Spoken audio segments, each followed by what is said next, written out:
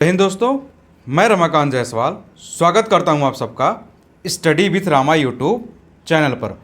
उम्मीद है दोस्तों आप सब स्वस्थ होंगे, मस्त होंगे, बहुत ही बेहतरीन तरीके से अपनी पढ़ाई कर रहे होंगे आप सब अच्छे से, क्योंकि आप सबका एग्ज़ाम दोस्तों बहुत करीब आ चुका है। तो आप सब बहुत धुआंधार तरीके से, एकदम मज़ेदार तरीके से अपनी अपनी पढ़ाई कर रहे होंगे। आप सब जानते हैं दोस्तों, हमारा यह जो करंट अफेयर्स का सीरीज चलाया जा रहा है दोस्तों, यह 3 एग्जाम को लेकर फुली रूप से डेडिकेटेड है। और इस सीरीज में दोस्तों आज हमारा यह कौन सा लेक्चर है? आज हमारा दोस्तों यह 10वां लेक्चर है, यानी यह 10वां इसका भाग है दोस्तों।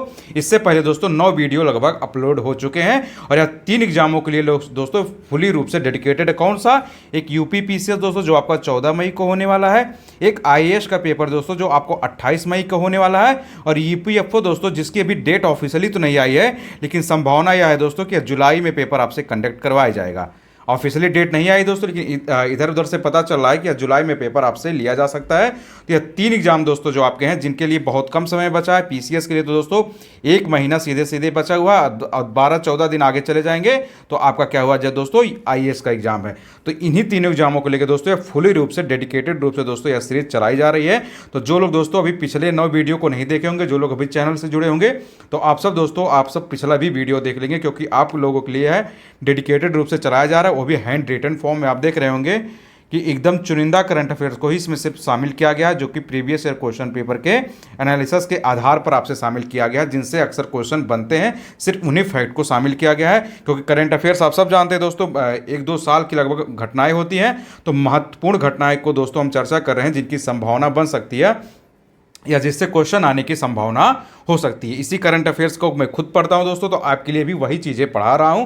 तो इसलिए आप सब बहुत ध्यान से वीडियो को सुनेंगे भी, और टू दी पॉइंट चीज़ें पढ़ाई जा रही हैं। तो आपको जितना चीज़ें हैं सारे फैक्ट आप खुद अपने कॉपी पेज में लिख लेंगे, और जो कुछ आपको एक्स्ट्रा पॉइंट बताया जाता है वीडियो के दौरान, तो आप उनको भी लिखते चलेंगे, क्योंकि नोट्स बनाना आपका जरूरी है। तभी आप एग्जाम के 3-4 दिन पहले क्या कर पाएंगे, सारे करंट को रिवाइज कर पाएंगे। बाकी आपको क्लास में ही याद कराने की कोशिश की जा रही है, लेकिन फिर भी जब तक आप खुद से नहीं पढ़ेंगे तो एग्जाम के दौरान आप अच्छे से वहाँ रिकॉल नहीं कर पाएंगे। तो इसलिए आप सब अच्छे से देखेंगे और अच्छे से सुनेंगे।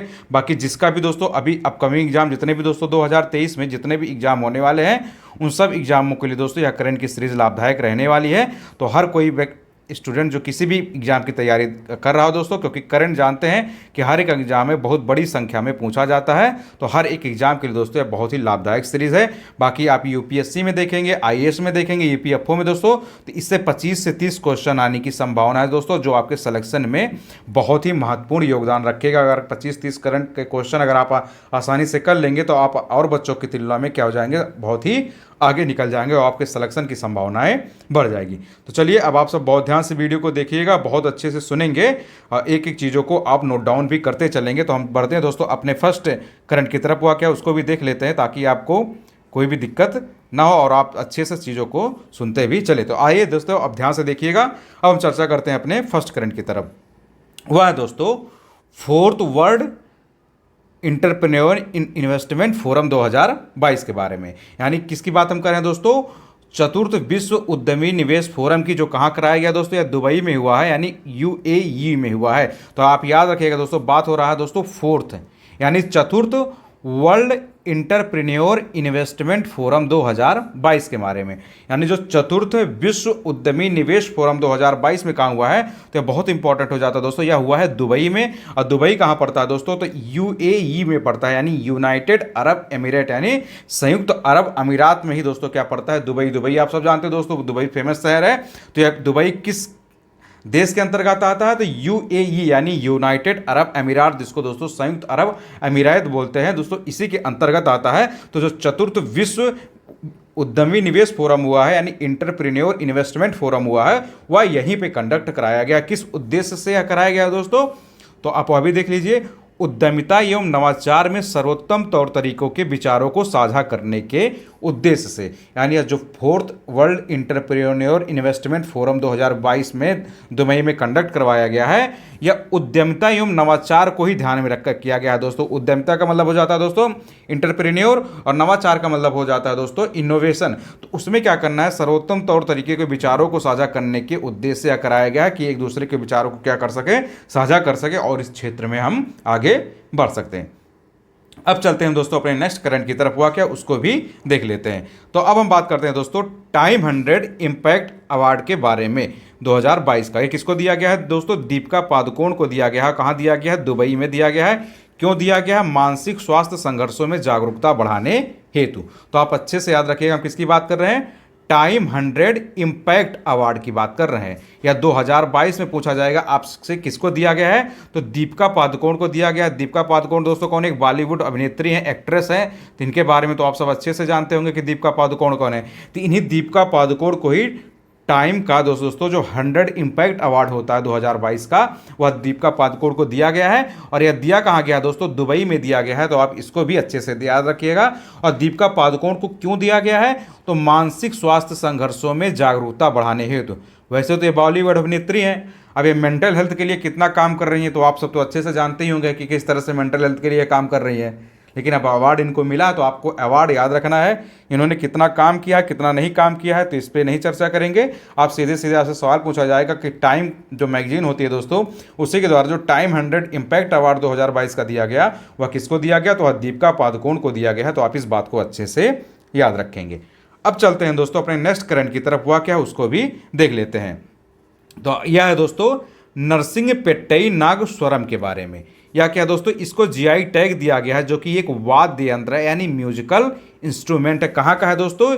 यह तमिलनाडु का है, जो वहाँ के दोस्तों उत्सव एवं शादी समारोह में बजाया जाता है। तो आप इसका नाम अच्छे से याद रखिएगा दोस्तों, नरसिंहपेट्टई नागस्वरम को। इसको जीआई टैग मिला, यानी भौगोलिक संकेतक मिला है दोस्तों, जियोग्राफिकल इंडिकेटर्स। जीआई टैग का फुल फॉर्म होता है दोस्तों जियोग्राफिकल इंडिकेटर्स, यानी भौगोलिक संकेतक। दोस्तों 2022 में इसको दिया गया है नरसिंहपेट्टई नागस्वरम।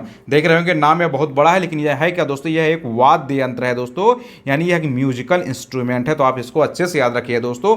और किस राज्य का है, तो यह बहुत इंपॉर्टेंट हो जाता है, यह तमिलनाडु का हो जाता है। क्योंकि सुमेलित करिए या मिलान करे वाले में दोस्तों ऐसे दे देता है कि 4 दोस्तों जीआई टैग दे देंगे, 4 राज्य दे देगा, और अलग अलग दोस्तों जो जीआई टैग अभी 2022 में रिसेंट में जो पाए होंगे उनका नाम दे देता, और मैच कराने वाली इस तरह के क्वेश्चन भर भर के आते रहते हैं यहाँ पे एग्जाम में। तो आप अच्छे से याद रखिएगा दोस्तों, नरसिंहपेट्टई नागस्वरम को दोस्तों जीआई टैग मिला है, जो कि एक म्यूजिकल इंस्ट्रूमेंट है। और यह तमिलनाडु का है दोस्तों। तमिलनाडु में जितने भी दोस्तों उत्सव होते हैं, फेस्टिव होते हैं, शादी समारोह होते हैं दोस्तों, उन समय यह अक्सर बजाया जाता है नरसिंहपेट्टई नागस्वरम। तो इसके बारे में दोस्तों आप अच्छे से याद रखिएगा, क्योंकि इससे क्वेश्चन बनने की पूरी संभावना है। अब चलते हैं दोस्तों हम अपने नेक्स्ट करंट की तरफ, हुआ क्या उसको भी देख लेते हैं।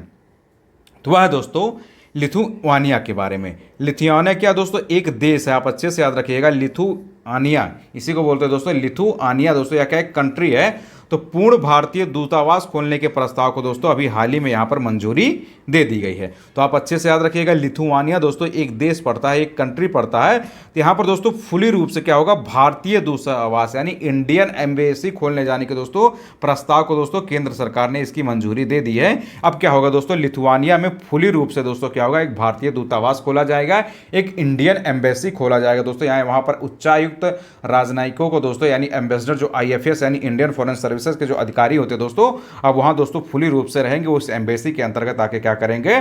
काम करेंगे। तो यह कहाँ खोला जाएगा? यह बहुत इंपॉर्टेंट हो जाता है, यह लिथुआनिया में खोला जाएगा। तो आप अच्छे से याद रखिएगा। अब लिथुआनिया के बारे में कुछ फैक्ट देख लीजिए, वह क्या है देखिए। इस तरह से दोस्तों बाल्टिक क्षेत्र में भारत का पहला दूतावास होगा। तो आप याद रखिएगा दोस्तों, बाल्टिक क्षेत्र।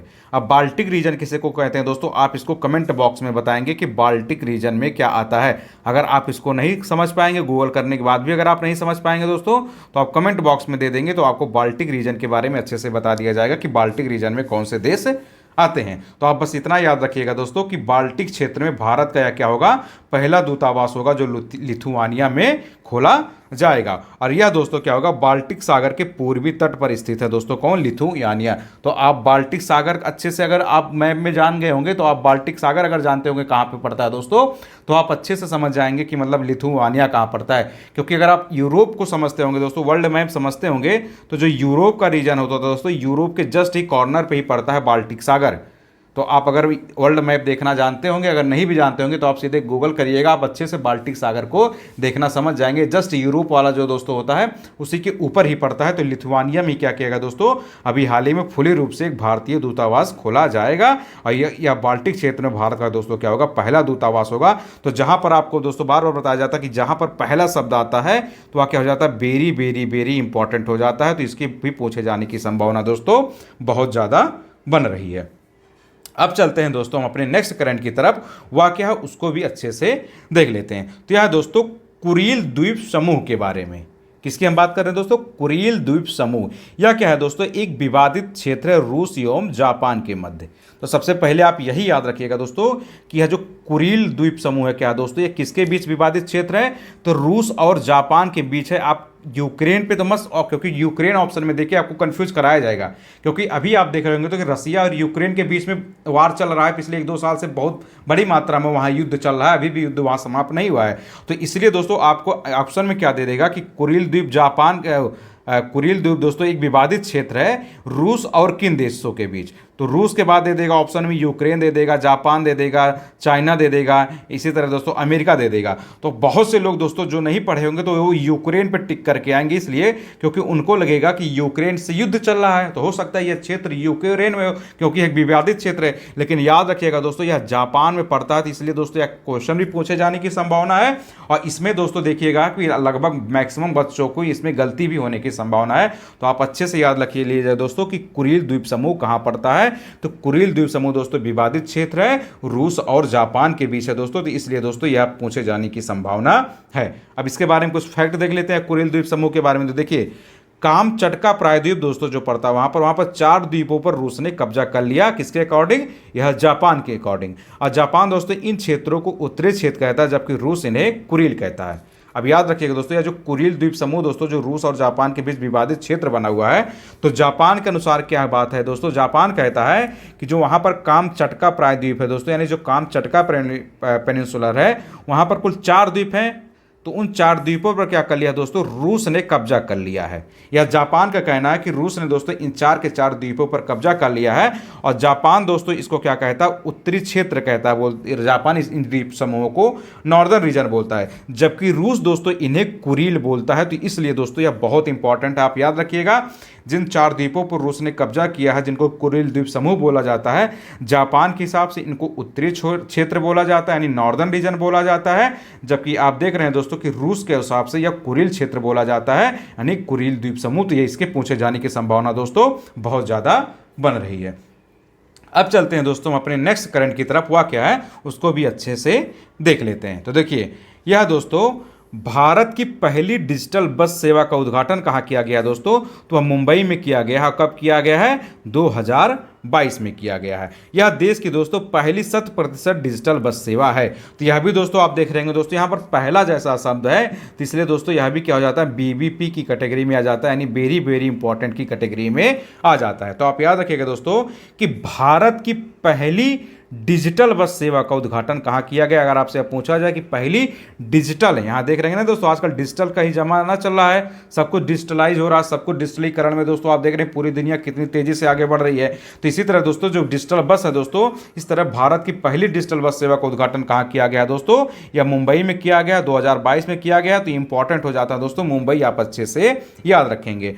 और यह देश की दोस्तों पहली 100% डिजिटल बस सेवा होगी। आप यह भी याद रखिएगा दोस्तों, यह पहली होगी और 100% डिजिटल बस सेवा है। या दोस्तों यहाँ पर फुली रूप से डिजिटली व्यवस्था है और अपने हिसाब से मतलब इस क्रम में दोस्तों आप देखेंगे तो यह पहली डिजिटल बस सेवा भी है और पहली 100% डिजिटल बस सेवा। तो आप समझ लीजिए कि यह क्वेश्चन पूछे जाने की संभावना बढ़ जा रही है। तो आप याद रखिएगा दोस्तों यह पूछे जाने की पूरी संभावना है। तो आप इस फैक्ट को भी अच्छे से याद रखिएगा। अब हम बात करते हैं दोस्तों विश्व पृथ्वी दिवस के बारे में। तो देखिए 2022 में यह मनाया गया, 2023 में भी मनाया जाएगा, हर साल मनाया जाएगा। इंपॉर्टेंट यहाँ हो जाता है दोस्तों कि विश्व पृथ्वी दिवस मनाया कब जाता है। 2022 में मनाया गया वो अलग बात है, लेकिन यह मनाया कब जाता है, तो यह मनाया जाता है दोस्तों 22 अप्रैल। क्योंकि आप सब देख रहे हैं दोस्तों आपका 14 मई को पेपर होने वाला है। तो यह दोस्तों 14 मई को पेपर होने वाला है, तो इसका मतलब इससे पहले जितने भी दिवस मनाए जा रहे हैं तो उनके पूछे जाने की दोस्तों संभावना पूरी तरह से बढ़ जाती है। तो आप याद रखिएगा दोस्तों, जो 22 अप्रैल को क्या मनाया जाता है, विश्व पृथ्वी दिवस मनाया जाता है। तो यह पूछे जाने की संभावना इसलिए बढ़ जाती है कि वर्ल्ड अर्थ डे कब मनाया जाता है दोस्तों, यह 22 अप्रैल को मनाया जाता है। तो अभी 2023 में भी दोस्तों यह मनाया जाएगा। तो 2023 में दोस्तों, और आपका 14 मई को पेपर है, तो इसलिए दोस्तों 2023 वाले के पूछे जाने की संभावना कम है। क्योंकि दोस्तों आप डेट तो पूछा जा सकता है, क्योंकि 22 अप्रैल को मनाया जाता है, तब तक पेपर आपका सेट हो चुका होगा। लेकिन हो सकता है थीम आपसे पूछ ले, क्योंकि एग्जाम को ध्यान रखे। तो इसलिए दोस्तों 2022 वाली थीम आप याद रखिएगा। उसका थीम क्या था दोस्तों, इन्वेस्ट इन आवर प्लेनेट। क्योंकि 2023 की थीम पूछे जाने की पूरी कम संभावना, इसलिए क्योंकि तब तक आपका पेपर बन चुका होगा। लेकिन 22 अप्रैल डेट आप याद रखिएगा दोस्तों कि 22 अप्रैल को क्या मनाया जाता है, विश्व पृथ्वी दिवस मनाया जाता है, यानी वर्ल्ड अर्थ डे मनाया जाता है। तो यह पूछे जाने की संभावना है। और इस 2022 की जो थीम थी, इन्वेस्ट इन आवर प्लेनेट, यानी हमारे प्लेनेट पर क्या करिए, इन्वेस्ट करिए, यानी निवेश करिए। यह दोस्तों क्या थी, इसकी थीम थी। तो आप इसको अच्छे से याद रखेंगे। आप देख रहे होंगे दोस्तों कि आपके लिए सारी की सारी चीज़ें एकदम टू दी पॉइंट डिस्कस की जा रही है। कोई भी बातें इधर उधर की नहीं की जा रही, वो भी एकदम चुनिंदा करंट के फैक्ट सारे डिस्कस किए जा रहे हैं। अगर आप नियमतः दोस्तों आपने क्लास को देख रहे होंगे, आपने सारे के सारे वीडियो देखा होगा, तो दोस्तों आपका कॉन्फिडेंस भी बूस्ट हुआ होगा। क्योंकि आप देख रहे होंगे दोस्तों कि जो इंपॉर्टेंट करंट हो सकते हैं हम उसको अच्छे से डिस्कस कर रहे हैं, जिनकी दोस्तों क्या हो सकती है, संभावना पूरी की पूरी बनी हुई है कि आपसे 2023 के जितने भी एग्जाम होने वाले हैं उनमें पूछे जाने की संभावना बनी हुई है। और जिन 3 एग्जामों को लेकर दोस्तों हम डेडिकेटेड रूप से इस सीरीज को चला रहे हैं, तो वहां पर भी आने की संभावना है दोस्तों। तो बस आप सबके लिए दोस्तों देख रहे होंगे इतने अच्छे से मेहनत किया जा रहा है, कंटेंट को अच्छे से तैयार किया जा रहा है, उसके बाद दोस्तों आपको चीजें प्रोवाइड कराई जा रही हैं। तो आप सब भी दोस्तों बस छोटा सा सहयोग करते रहिएगा कि आप वीडियो को दोस्तों बहुत बड़ी मात्रा में शेयर करते रहेंगे और वीडियो को आप लाइक भी करते रहेंगे, क्योंकि दोस्तों ये अधिक से अधिक लोगों तक पहुंच सके ताकि उनको भी दोस्तों इन चीज़ों का लाभ मिल सके, उनको पता चले कि यहाँ किस तरह से क्वेश्चन आपसे बच सकते हैं। बाकी जब तक आपका यह एग्जाम नहीं हो जाएगा दोस्तों, तब तक आपके लिए इस तरह की सीरीज चलाई जाएगी। तो आप चैनल से भी बने रहिएगा और हर एक वीडियो को देखते रहेंगे और अपने नोट्स बनाते रहेंगे। नोट्स दोस्तों बार बार आपसे कहा जा रहा है कि क्योंकि नोट्स आप बना लेंगे तो आप क्या होगा दोस्तों, 1 से 2 बार वीडियो देख लेंगे और नोट्स बना लेंगे, तो आप एग्जाम के 1-2 दिन पहले बहुत आसानी से दोस्तों कम समय में पूरे के पूरे करंट को आप अच्छे से रिवाइज कर पाएंगे। चलिए दोस्तों, अब हम चलते हैं अपने नेक्स्ट करंट की तरफ, हुआ क्या उसको भी देख लेते हैं। तो चलिए अब देखिए हम किसकी बात करने जा रहे हैं दोस्तों, हेलिना के बारे में। तो आप याद रखिएगा दोस्तों, हेलिना की यहाँ बात हो रही है क्या दोस्तों, हेलिना का दोस्तों अभी आप देखेंगे कि सफल परीक्षण किसने किया दोस्तों, डीआरडीओ ने किया है। जो कि दोस्तों क्या है, यह एक एंटी टैंक गाइडेड मिसाइल है, जो नाग मिसाइल का दोस्तों हेलीकॉप्टर लॉन्च संस्करण है। इसकी मैक्सिमम लिमिट क्या होगी दोस्तों, 7 किलोमीटर होगी। तो आप अच्छे से याद रखिएगा दोस्तों, हेलिना या हेलिना दोस्तों बहुत इंपॉर्टेंट हो जाता है, इसके पूछे जाने की संभावना बढ़ जाती है दोस्तों। तो हेलिना क्या है दोस्तों, हेलिना का सफल परीक्षण किसने किया दोस्तों, डीआरडीओ ने किया है, defence and research development organisation. इसके बारे में तो आप अच्छे से याद रखिएगा दोस्तों, डीआरडीओ को ही बोला जाता है दोस्तों। जिन लोगों को नहीं पता होगा वो लिखते भी चलेंगे, defence and research development organisation. आप अच्छे से याद रखिएगा दोस्तों, defence and research development organisation ही दोस्तों क्या होता है, डीआरडीओ होता है दोस्तों। इसी ने क्या किया है दोस्तों, हेलिना का दोस्तों क्या किया है, एक सफल परीक्षण किया है। तो हेलिना है क्या दोस्तों, यह इंपॉर्टेंट हो जाता है। तो हेलिना दोस्तों एक एटीजीएम, एटीजीएम का मतलब होता है दोस्तों एंटी टैंक गाइडेड मिसाइल। इसी को शॉर्टकट में हम लोग याद करने के लिए क्या रख लेते हैं दोस्तों कि यह एक एटीजीएम है। तो हेलिना दोस्तों एक एंटी टैंक गाइडेड मिसाइल है और यह दोस्तों नाग मिसाइल का दोस्तों क्या है, हेलीकॉप्टर लॉन्च संस्करण है। तो आप अच्छे से भी इसको याद रखिएगा। और इसकी जो मैक्सिमम लिमिट है दोस्तों, जो अधिकतम सीमा है दोस्तों, दूरी है, वह कितनी है, 7 किलोमीटर तक दोस्तों यह क्या कर सकती है, अपने टारगेट को अचीव कर सकती है। यानी 7 किलोमीटर तक यह दोस्तों आसानी से सारे टारगेट को अचीव कर सकती है। तो इस हेलिना के बारे में आप अच्छे से याद रखिएगा कि हेलिना किसकी द्वारा लॉन्च किया गया था दोस्तों, क्योंकि आप इसरो भी ऑप्शन में होगा। तो कुछ लोग हैं एक्स्ट्रा दिमाग लगाने के लिए इसरो पे टिक कर देंगे। तो आप याद रखिएगा दोस्तों, इसरो भी भारत का है, डीआरडीओ भी भारत है। डीआरडीओ दोस्तों क्या है, एक ऑर्गेनाइजेशन है कि defence and research development organisation, जबकि इसरो क्या है दोस्तों, एक स्पेस सेंटर है दोस्तों। स्पेस को जो भी कुछ स्पेस सेंटर कह रहा हूँ दोस्तों, सैटेलाइट को लॉन्च करने वाली संस्था दोस्तों यह पूरी तरह तो इंडियन स्पेस रिसर्च ऑर्गेनाइजेशन है दोस्तों यह पूरी। तो इसरो ने ना करके दोस्तों इसको डीआरडीओ ने दोस्तों इसका सफल परीक्षण किया है। तो यह इंपॉर्टेंट हो जाता है। किस कीवर्ड को आप याद रखेंगे तो आप आसानी से क्वेश्चन को एलिमिनेट करके अपने सही आंसर तक आप पहुंच सकते हैं, क्योंकि कुछ क्वेश्चन ऐसे आते हैं दोस्तों जिनके आंसर नहीं पता होता है, लेकिन एलिमिनेशन ट्रिक अगर आपको पता है तो आप बहुत आसानी से 4 ऑप्शन में से एक ऑप्शन तक पहुंच सकते हैं। तो आप इस हेलिना के बारे में दोस्तों अच्छे से याद रखिएगा। चलिए अब हम बात करते हैं दोस्तों कॉमनवेल्थ गेम के बारे में। कॉमनवेल्थ गेम के बारे में दोस्तों लगभग 2-2 वीडियो में या 3-3 वीडियो में दोस्तों अच्छे से चर्चा किया जा चुका है। यानी आज दोस्तों कॉमनवेल्थ गेम का देखेंगे, लगभग सारे के सारे फैक्ट ही पूरा कर दिया गया है। आपसे पिछला वीडियो देखेंगे दोस्तों, वहाँ भी दोस्तों कॉमनवेल्थ से संबंधित कुछ फैक्ट शामिल किया गया है। इसके पहले के वीडियो में भी दोस्तों कॉमनवेल्थ से संबंधित चीज़ों को डिस्कस किया गया है। यानी कॉमनवेल्थ से संबंधित लगभग दोस्तों हमने हर एक चीज़ को अच्छे से डिस्कस कर लिया है। तो देखिए ये बात कर रहे हैं दोस्तों कॉमनवेल्थ 2026 के बारे में। तो कॉमनवेल्थ गेम दोस्तों 2026 में कहाँ होगा?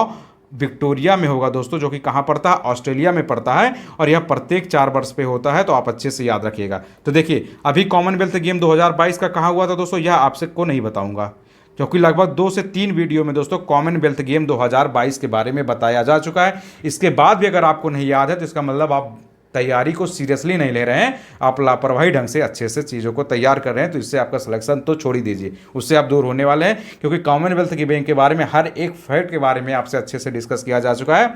उम्मीद है कि इससे कोई भी क्वेश्चन बनाया जाएगा तो वह छूटेगा नहीं, अगर आपने अच्छे से वीडियो को देखा होगा। तो एक एक्स्ट्रा पॉइंट बचा रह गया था दोस्तों, तो इसको भी आज यहाँ डिस्कस कर लिया जा रहा है। तो यानी कॉमनवेल्थ गेम से संबंधित सारे के सारे फैक्ट आपसे कंप्लीट हो जाएंगे। तो 2022 का कॉमनवेल्थ गेम कहाँ हुआ था दोस्तों, ये आपको बताया गया है। तो आप कमेंट बॉक्स में इसका जवाब देंगे। तो आप याद रखिएगा दोस्तों, यह कॉमनवेल्थ गेम दोस्तों प्रत्येक 4 साल पे कराया जाता है। आप इसको अच्छे से याद रखिएगा, यह गेम हर एक साल नहीं होता है, यह प्रत्येक 4 साल पे होता है। तो 2022 में हुआ है, तो अब कब होगा दोस्तों? 2026 में होगा। और 2026 के बाद कब होगा? 2030 में होगा। उसके बाद 34 में होगा। यानी अब प्रत्येक 4 वर्ष पे दोस्तों इसका आयोजन किया जाता है। तो 2026 वाला कहाँ होगा दोस्तों? यह होगा विक्टोरिया में। और विक्टोरिया कहाँ है दोस्तों? ऑस्ट्रेलिया में है। तो इसको अच्छे से याद रखिएगा, क्योंकि इस तरह के क्वेश्चन पूछे जाने की संभावना रहती है। चलिए अब चलते हैं दोस्तों अपने नेक्स्ट करंट की तरफ, वह क्या है उसको भी देख लेते हैं। तो देखिए अब हम बात करने वाले दोस्तों वरुणा नेवल एक्सरसाइज के बारे में। वरुणा को ही दोस्तों वरुण पढ़ा जाता है, इंग्लिश में वरुणा करके पढ़ लिया जाता है। आप सब जानते हैं दोस्तों अंग्रेजों ने एक मात्रा उल्टा बढ़ा ही दिया इंग्लिश लाके। हम कुछ भी पढ़ते हैं, बुद्ध महात्मा भगवान बुद्ध को बुद्धा पढ़ लेते हैं इंग्लिश में, सम्राट अशोक को अशोका पढ़ लेते हैं। इसी तरह दोस्तों वरुण को हिंदी में इंग्लिश में वरुणा पढ़ लेते हैं। तो अंग्रेजों ने एक तो देश में इतने दिनों तक शासन किया, दूसरा एक मात्रा ही बढ़ा के चले गए। हमारा एक बोझ इस तरह से उन्होंने बढ़ा दिया। आप देखेंगे इंग्लिश की कोई भी टर्म होती है तो उसमें एक्स्ट्रा ए लगा दिया जाता है। यह जबकि अंग्रेजों का प्रोनाउंसिएशन था, लेकिन हम भारतीयों ने दोस्तों ऐसे एज इट इज दोस्तों इसको अडॉप्ट कर लिया है। जबकि हमारे लिए अशोक शब्द, सम्राट अशोक शब्द अच्छा पड़ता है, भगवान बुद्ध अच्छा पड़ता है, लेकिन हमने बुद्धा पढ़ना शुरू कर दिया, अशोका पढ़ना शुरू कर दिया। तो आप इंग्लिश में जाएंगे दोस्तों तो वहाँ वरुणा लिखे आएगा, तो इसमें हमारा कोई गलती नहीं है। हिंदी में दोस्तों इसको वरुण बोला जाता है। तो आप इसको अच्छे से याद रखिएगा। वरुण क्या है दोस्तों? एक नेवल एक्सरसाइज है जो किन 2 देशों के बीच हुआ था? भारत और फ्रांस के बीच। यही आपसे सबसे ज़्यादा पूछा जाएगा, क्योंकि सीधे सीधे आपसे इतना स्टेटमेंट तो लिखा ही दे दिया जाएगा क्वेश्चन पेपर में कि वरुण नेवल एक्सरसाइज किन 2 देशों के बीच हुआ है, या एक देश दे देगा, एक देश आपको बताना रहेगा। तो आप याद रखिएगा दोस्तों इंडिया में तो पक्का होने वाले, क्योंकि हम इंडिया के पेपर के बारे में डिस्कस करने वाले हैं। और कहाँ पे होगा दोस्तों? फ्रांस के साथ हुआ है। तो वरुण नेवल एक्सरसाइज दोस्तों इंडिया और फ्रांस के बीच दोस्तों कराया गया है। तो इसको आप अच्छे से याद रखिएगा। आप देख रहे होंगे हर एक वीडियो में लगभग दोस्तों आपसे 1 या 2 एक्सरसाइज भी शामिल किया जा रही है, क्योंकि जो मिलिट्री एक्सरसाइज होते हैं, जो सैन्य अभ्यास होते हैं, जो नेवल एक्सरसाइज होते हैं, जो नौसेना अभ्यास होते हैं, जो मैरीटाइम एक्सरसाइज होते हैं, यानी जो समुद्री अभ्यास होते हैं, इस तरह का हर एक बार कोई ना कोई क्वेश्चन आता है। आप यूपी पीसीएस का अगर प्रीवियस और क्वेश्चन पेपर देखेंगे तो इन एक्सरसाइज से दोस्तों कोई ना कोई क्वेश्चन पूछा जाता है। इसी तरह दोस्तों ईपीएफओ का अगर आप प्रीवियस और क्वेश्चन पेपर देखेंगे तो वहां पर भी दोस्तों इस तरह के क्वेश्चन पूछे जा चुके हैं। और आईएएस का पेपर भी देखेंगे दोस्तों तो वहां पर भी आप क्वेश्चन पूछा जाता है। इसलिए आप देख रहे होंगे हर एक वीडियो में दोस्तों आपसे जो इंपॉर्टेंट एक्सरसाइज हुई हैं, जो चर्चा में ज्यादा रहती है, उनके बारे में डिस्कस किया जाता है, क्योंकि इनसे क्वेश्चन आ जाएगा और बहुत आसानी से दोस्तों आप एक क्वेश्चन सही करके आएंगे। और आपके एग्जाम में पॉइंट का खेला होता है।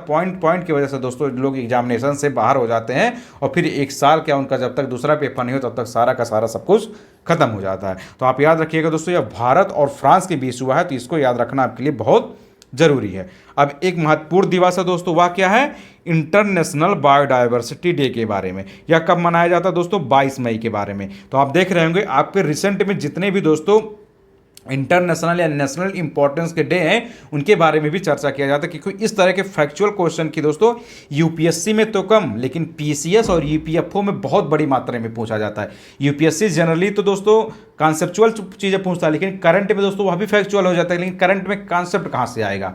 कॉन्सेप्ट तो दोस्तों इस जो ट्रेडिशनल बुके वाली क्वेश्चन आती है जैसे हिस्ट्री हुआ, ज्योग्राफी हुआ, इनसे बनाया जा सकता है, लेकिन करंट में कुछ कॉन्सेप्चुअल थोड़ी ना होता, वहाँ सब कुछ फैक्चुअल डाटा होता है। तो आपके लिए फैक्चुअल डाटा इंपॉर्टेंट हो जाता है, खासकर यूपी पीसीएस और ईपीएफओ के लिए इस तरह के क्वेश्चन भरपूर मात्रा में पूछे जाते हैं, जो महत्वपूर्ण अंतर्राष्ट्रीय दिवस और राष्ट्रीय दिवस होते हैं। तो आप देख रहे होंगे हर एक वीडियो में कुछ महत्वपूर्ण दिवसों के बारे में भी दोस्तों हम क्या करते हैं, चर्चा करते हैं, क्योंकि इनसे भी संभावना रहती है कि क्वेश्चन पूछा जाए। तो हम किसकी बात कर रहे हैं दोस्तों, इंटरनेशनल बायोडाइवर्सिटी डे के बारे में, यानी अंतरराष्ट्रीय जैव विविधता दिवस के बारे में। यह कब मनाया जाता है दोस्तों, यह 22 मई को मनाया जाता है। आपका 14 मई को पेपर है और 28 मई को यूपीएससी है। यूपी पीसीएस 14 मई, 28 मई यूपीएससी, इन दोनों के बीच आ जाता है 22 मई। तो हो सकता है दोस्तों आपकी इस एग्जाम में भी पूछ लिया जाए या उस एग्जाम में पूछ लिया जाए, क्योंकि क्वेश्चन पेपर का दोस्तों गेस इसी तरह से किया जाता है। पेपर हम नहीं बनाते हैं, पेपर बनाने के लिए अलग संस्थाएं होती हैं, उनके अलग टीचर होते हैं, अलग प्रोफेसर होते हैं, वो लोग बनाते हैं। हम क्या करते हैं दोस्तों, प्रीवियस और क्वेश्चन पेपर से हम सिर्फ एनालाइज कर सकते हैं सिलेबस के हिसाब से और पीवाई के हिसाब से कि हाँ इस तरह के क्वेश्चन पूछे गए हैं, तो इसलिए दोस्तों इनके आने की संभावना बढ़ जाती है। तो आपसे जो संभावनाएं वाले क्वेश्चन है सिर्फ वही डिस्कस किया जा रहा है जिनकी 100% संभावना है कि आपसे क्वेश्चन आ सके। इसलिए आपसे बार बार कहा जाता है कि आप एक भी करंट का फैक्ट मिस नहीं करेंगे, क्योंकि आपके लिए ऑलरेडी छांट के ही करंट लाया गया है। जो इंपॉर्टेंट होते हैं सिर्फ इंपॉर्टेंट करंट को ही डिस्कस किया जा रहा है, क्योंकि आपसे अगर सीरियसली तैयारी कर रहे होंगे तो आप करंट की कोई ना कोई बुक प्रीफर कर रहे होंगे, कहीं ना कहीं से आप अपनी करंट की चीज़ों को तैयार कर रहे होंगे। तो आप तो अपना वहां से काम कर ही रहे हैं, यह आपके लिए दोस्तों एक रिवीजन का काम करेगा कि क्या महत्वपूर्ण करंट है जिनको तो एकदम हमें याद रहना चाहिए, जो कभी भी हमसे कोई पूछे तो हम बता सकें। तो इसलिए दोस्तों यह बहुत इंपॉर्टेंट हो जाता है टू दी पॉइंट वाली करंट की सीरीज जो चलाई जा रही है। तो आप इस दिवस के बारे में याद रखिएगा, अंतरराष्ट्रीय जैव विविधता दिवस। यह कब मनाया जाता है, यह 22 मई को मनाया जाता है। अब चलते हैं हम दोस्तों अपने नेक्स्ट फैक्ट के बारे में, बहुत छोटा सा फैक्ट, इसको भी देख लीजिए दोस्तों, त्रिपुरा के बारे में। त्रिपुरा आप जानते हैं दोस्तों एक नॉर्थ ईस्ट का राज्य है, यानी उत्तर पूर्वी भारतीय राज्य है दोस्तों। यहाँ पर भी दोस्तों एक मुख्यमंत्री चुने गए हैं जो यहाँ के बने हुए दोस्तों डॉक्टर माणिक साहा बने हैं, वह यहाँ के 11वें सीएम हैं। और यहाँ के राज्यपाल कौन है दोस्तों, तो सत्यनारायण आर्य हैं। तो आप देख रहे हैं दोस्तों भारत के ही एक राज्य है, तो इस तरह के जो महत्वपूर्ण चुनाव होते हैं, महत्वपूर्ण जो मुख्यमंत्री चुने जाते हैं, महत्वपूर्ण जितने भी मुख्यमंत्री हुए दोस्तों, क्योंकि 28 राज्य है तो 28 सीधे सीधे मुख्यमंत्री हो गए, तो इनको याद रखना जरूरी होता है, क्योंकि इस तरह के क्वेश्चन भी पूछे जाते हैं। तो आप याद रखिएगा दोस्तों, अगर आपसे पूछा जाए कि त्रिपुरा के दोस्तों अभी हाल ही में सीएम कौन बनाए गए हैं, यानी चीफ मिनिस्टर यानी मुख्यमंत्री कौन बने हैं दोस्तों, तो वह डॉक्टर माणिक साहा बने हैं और वह त्रिपुरा के दोस्तों 11वें मुख्यमंत्री हैं। तो आप यह भी अच्छे से याद रखिएगा। और त्रिपुरा में दोस्तों वर्तमान में राज्यपाल कौन है, गवर्नर कौन है, तो वह सत्यदेव नारायण है। तो यह पूछे जाने की कम संभावना, लेकिन हो सकता है त्रिपुरा के सीएम के बारे में आपसे पूछा जाए। अब चलते हैं दोस्तों अपने नेक्स्ट करंट की तरफ, हुआ क्या उसको भी देख लेते हैं। तो यह दोस्तों चीफ इलेक्शन कमिश्नर के बारे में, यानी मुख्य निर्वाचन आयुक्त के बारे में दोस्तों, यह वर्तमान में कौन है दोस्तों, तो वर्तमान में दोस्तों राजीव कुमार है दोस्तों, जो कि 25वां मुख्य निर्वाचन आयुक्त हैं। तो यह नाम बहुत इंपॉर्टेंट हो जाता है दोस्तों, क्योंकि आप देख रहे होंगे दोस्तों अलग अलग राज्यों में क्या हो रहा है, चुनाव होने वाले हैं, कहीं कहीं चुनाव चलते रहते हैं। तो यह इंपॉर्टेंट हो जाता है दोस्तों कि वर्तमान में सीईसी कौन है। सीईसी का मतलब होता है दोस्तों चीफ इलेक्शन कमिश्नर, यानी वर्तमान में दोस्तों मुख्य निर्वाचन आयुक्त या मुख्य चुनाव आयुक्त तो कौन है दोस्तों, तो वह राजीव कुमार। तो यह नाम आप अच्छे से याद रखिएगा दोस्तों। और यह 25वें मुख्य चुनाव आयुक्त है, तो इनका क्रम भी पूछ लिया जाता है। कभी कभी स्टेटमेंट वाले जो क्वेश्चन आते हैं तो उनमें इनका क्रम भी पूछ लिया जाता है। तो वर्तमान में जो चीफ इलेक्शन कमिश्नर है, जो मुख्य निर्वाचन आयुक्त है दोस्तों, वह राजीव कुमार है और 25वें है दोस्तों मुख्य निर्वाचन आयुक्त हैं। अब ईसीआई के बारे में कुछ इंपॉर्टेंट चीज देख लेते हैं, यह भी क्वेश्चन आपसे पूछा जा सकता है। इलेक्शन कमीशन ऑफ इंडिया यानी भारत निर्वाचन आयोग के बारे में। तो आप देखेंगे दोस्तों संविधान में भाग 15 में इसको दोस्तों अनुच्छेद 324 के अंतर्गत शामिल किया गया है। अनुच्छेद 324 जो तो संविधान का, उसमें क्या कहा जाता है, उसमें कहा गया मुख्य चुनाव आयुक्त एवं अन्य चुनाव आयुक्तों की नियुक्ति का दोस्तों क्या किया गया है, प्रावधान दिया गया है। तो आप दोस्तों इलेक्शन कमीशन ऑफ इंडिया यानी भारत निर्वाचन आयोग के बारे में भी याद रखिएगा कि यह भाग 15 के अंतर्गत आता है। तो आपके लिए दोस्तों जो इंडियन पॉलिटी की सीरीज चलाई जा रही है, भारतीय राज्य व्यवस्था की जो सीरीज चलाई जा रही है दोस्तों, आप उसमें देख रहे होंगे, आपको वहाँ ओवरऑल पूरी पॉलिटी कवर की जा रही है, तो आप वहाँ से देख सकते हैं दोस्तों। आपके देखे होंगे इंडियन हिस्ट्री यानी मॉडर्न हिस्ट्री की दोस्तों सीरीज कंप्लीट कर दी गई है, तो आप सब जाके दोस्तों आधुनिक भारत की सीरीज भी देख लेंगे, क्योंकि सभी इंपॉर्टेंट चीज़ें वहाँ डिस्कस किया गया है। और जो इंडियन पॉलिटी की जो सीरीज चलाई जा रही है तो उसको भी देखते रहिएगा, तो वहाँ पर दोस्तों इसके बारे में अच्छे से डिस्कस किया गया जाएगा आपसे। तो इलेक्शन कमीशन ऑफ इंडिया यानी भारत निर्वाचन आयोग दोस्तों किस में है, भाग 15 में दोस्तों अनुच्छेद 324 यानी 324 के अंतर दोस्तों क्या है, तो ये आर्टिकल और भाग याद रखना बहुत जरूरी है, क्योंकि यह क्वेश्चन आप देखेंगे कई बार यूपी पीसीएस में पूछा गया है। तो अनुच्छेद जो 324 है दोस्तों, उसमें क्या बात किया गया है, उसमें मुख्य चुनाव आयुक्त यानी चीफ इलेक्शन कमिश्नर एवं अन्य चुनाव आयुक्तों की दोस्तों क्या की गई है, नियुक्ति का प्रावधान दिया गया। किस अनुच्छेद में, अनुच्छेद 324 में, तो आप इसको याद रखिएगा। और इलेक्शन कमीशन ऑफ इंडिया की स्थापना कब हुई थी, तो वह हुई थी दोस्तों 25 जनवरी 1950 को। यह क्वेश्चन यूपी पीसीएस में 2 से 3 बार पूछा गया है कि इलेक्शन कमीशन ऑफ इंडिया यानी भारत निर्वाचन आयोग की स्थापना कब हुई है, तो उसकी स्थापना दोस्तों 1950 में हुई है, 25 जनवरी को हुई है। तो डेट और ईयर दोनों के दोनों इंपॉर्टेंट, आप पीवाईक्यू देखेंगे तो यह क्वेश्चन कई बार पूछा गया है, और केवल यूपी पीसीएस नहीं, और जितने भी वनडे एग्जाम होते हैं भरपूर मात्रा में क्वेश्चन पूछा गया है कि इलेक्शन कमीशन ऑफ इंडिया यानी भारत निर्वाचन आयोग की स्थापना कब हुई थी, तो 1950 यानी 1950 में दोस्तों इसकी स्थापना हुई थी, और 25 जनवरी को हुई थी यानी 26 जनवरी के एक दिन पहले। तो आपको याद करना भी डेट आसान हो गया ना कि आप 25 जनवरी यानी 26 जनवरी से एक दिन पहले जाएंगे तो आपको अच्छे से याद हो जाएगा। चलिए अब चलते हैं हम दोस्तों अपने नेक्स्ट करंट की तरफ। तो देखिए यह क्या है दोस्तों, जो हमारा नेक्स्ट करंट है वह है दोस्तों वर्ल्ड प्रेस फ्रीडम इंडेक्स 2022 के बारे में। इसके बारे में आपसे पहले भी चर्चा किया जा चुका होगा दोस्तों, अगर नहीं किया गया हो तो यहाँ पर देख लीजिए दोस्तों। इसमें दोस्तों कुल 180 देश को शामिल किया गया था। इसमें दोस्तों जो लास्ट रैंक मिला, अंतिम स्थान नॉर्थ कोरिया को दिया गया, लेकिन भारत को दोस्तों 142 से 150वां स्थान दोस्तों पिछले बार की तुलना में मिला है। इंपॉर्टेंट यहाँ यह हो जाता दोस्तों कि जो वर्ल्ड प्रेस फ्रीडम इंडेक्स आया दोस्तों, विश्व प्रेस स्वतंत्रता सूचकांक, इसकी हिंदी भी देख लीजिए, वर्ल्ड प्रेस फ्रीडम इंडेक्स यानी जो विश्व प्रेस स्वतंत्रता सूचकांक दोस्तों 2022 का आया है। इसमें कुल कितने देश शामिल किए गए दोस्तों, तो कुल 180 देशों को शामिल किया गया है, और इसमें जो अंतिम स्थान मिला है दोस्तों वह नॉर्थ कोरिया को दिया गया, यानी जो उत्तर कोरिया है दोस्तों वह वर्ल्ड प्रेस फ्रीडम इंडेक्स में दोस्तों अंतिम स्थान दिया गया है। सबसे इंपॉर्टेंट हो जाता है दोस्तों किसी भी इंडेक्स में भारत की रैंकिंग, तो आप देखेंगे दोस्तों पिछली बार दोस्तों भारत को 142वां रैंक था, इस बार दोस्तों 150वां रैंक दिया गया, यानी हुआ अगर आपसे पूछा जाए 2022 में वर्ल्ड प्रेस फ्रीडम इंडेक्स में भारत की रैंकिंग क्या है दोस्तों, तो 150वां स्थान दी गया। इसका मतलब भारत की रैंकिंग में गिरावट आया है, सुधार नहीं हुआ है। प्रेस फ्रीडम के बारे में दोस्तों, प्रेस की स्वतंत्रता के बारे में भारत की रैंकिंग में सुधार नहीं हुआ है, भारत की रैंकिंग में दोस्तों गिरावट आई है। तो आप अच्छे से याद रखिएगा दोस्तों, क्योंकि भारत पिछली बार 142वें रैंक पे था, इस बार दोस्तों 150वां रैंक है, तो भारत की रैंकिंग में क्या आया है, गिरावट आया है, सुधार नहीं आया है। तो आप इसको अच्छे से याद रखिएगा। अब चलते हैं दोस्तों अपने नेक्स्ट करंट की तरफ, जो हमारा दोस्तों इस आज के वीडियो का जो लास्ट करंट है उसको भी देख लेते हैं। देखिए अब हम बात कर रहे हैं किसकी दोस्तों, प्रथम लता दीनानाथ मंगेशकर पुरस्कार के बारे में। यह किसको दिया जाएगा दोस्तों, यह प्रधानमंत्री मोदी जी को दिया जाएगा दोस्तों इसी 2023 में। यह पुरस्कार जो दोस्तों है किसी ऐसे व्यक्ति को प्रदान किया जाता है जिन्होंने संपूर्ण जीवन देश एवं समाज की निस्वार्थ सेवा में समर्पित कर दिया हो। तो हम बात किसकी कर रहे हैं दोस्तों, प्रथम लता दीनानाथ मंगेशकर पुरस्कार। तो यह दोस्तों वेरी इंपॉर्टेंट है, इसके क्वेश्चन पूछे जाने की संभावना इसलिए दोस्तों क्योंकि मैं अभी बता रहा हूँ इसके पूछे जाने की संभावना क्या। देखिए यह जो प्रथम लता दीनानाथ पुरस्कार है दोस्तों, यह प्रधानमंत्री मोदी जी को दिया जाएगा 2023 में। तो सबसे पहले दोस्तों ये प्रधानमंत्री मोदी को दिया जा रहा है, यानी इंडियन प्राइम मिनिस्टर को दिया जाएगा। तो इसलिए दोस्तों यह वेरी इंपॉर्टेंट हो जाता है। देखिए आप किस पॉलिटिकल पार्टी को पसंद करते हैं, वहाँ यहाँ व्यक्तिगत मुद्दा नहीं है, यहाँ से क्वेश्चन बनना है, तो इसलिए आप याद रखिएगा दोस्तों, क्योंकि यह भारतीय प्रधानमंत्री मोदी जी को दिया जाएगा, वर्तमान में वही प्रधानमंत्री है। तो अगर आपसे पूछा जाए कि प्रथम लता दीनानाथ मंगेशकर पुरस्कार किसको दिया जाएगा, तो यह मोदी जी को दिया जाएगा। तो यह आपके लिए इंपॉर्टेंट रखना है, किस पॉलिटिकल पार्टी से आप पसंद करते हैं, कौन से नेता आपको पसंद है, कौन नहीं है, वो आपका व्यक्तिगत मामला है। वहाँ क्वेश्चन बनाने वाले यानी फ्रेम करने वाले से कोई लेना देना नहीं, आप सबको सिलेक्ट होना है। तो सिर्फ आप अवार्ड याद रखिए। और यह दोस्तों प्रथम अवार्ड है, इस तरह का पहला अवार्ड है और मोदी जी को भी दिया जा रहा है। तो देख रहे हैं ना दोस्तों कोइंसिडेंस, एक तो यह प्रथम लता दीनानाथ मंगेशकर पुरस्कार है, दूसरा यह मोदी जी को दिया जा रहा है। तो वेरी इंपॉर्टेंट है दोस्तों कि किसी ना किसी क्वेश्चन देखिएगा, किसी ना किसी क्वेश्चन पेपर में या आपसे पूछा जाएगा सवाल, तो आप इसको अच्छे से याद रखिएगा कि प्रधानमंत्री मोदी जी, एक तो लता जी का नाम इसमें आ रहा है, लता मंगेशकर जी का नाम आ रहा है।